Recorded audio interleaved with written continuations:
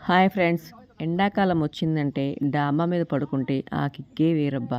సిటీలో పడుకున్నా గానీ అంత ఆనందం అనిపిచ్చదు కానీ, పల్లెటూరు వాతావరణంలో అలా చంద్రుడిని చూస్తూ, చుక్కలు లెక్కపెడుతూ, కబుర్లు చెప్తూ డాబా మీద పడుకుంటే ఆ సరదానే వేరు. అలాగా మేమైతే ఈరోజు పడుకున్నాము చక్కగా. అలా కబుర్లు చెప్పుకుంటూ తెల్లారిపోయింది కూడా. ఎప్పుడు తెల్లారిపోయిందో తెలీదు. భలే సరదాగా ఉంటుంది కదా!